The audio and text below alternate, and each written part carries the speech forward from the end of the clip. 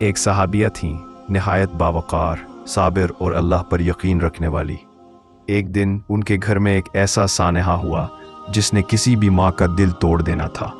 उनका बेटा अचानक दुनिया से रुखसत हो गया। घर में सन्नाटा छा गया, मगर उस औरत ने अपने दिल में सब्र की चादर डाल ली।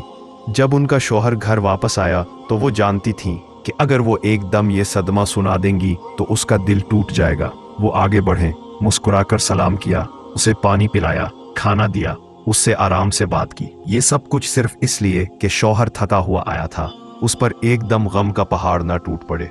फिर नरमी से कहने लगी, अगर कोई शख्स हमें कोई चीज़ अमानत के तौर पर दे और फिर एक दिन वो उसे वापस मांग ले तो क्या हमें वो चीज़ रोकनी चाहिए?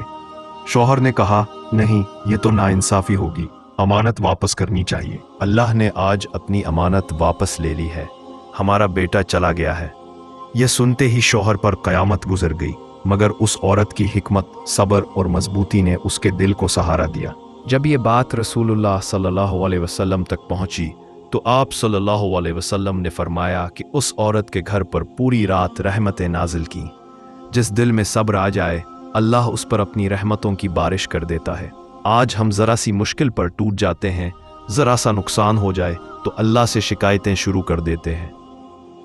ज़रा सी आजमाइश आए तो सब्र भूल जाते हैं। लेकिन उस औरत ने सिखा दिया कि ईमान वाला वो है जो तकलीफ़ में भी रब के फ़ैसले पर राज़ी रहता है।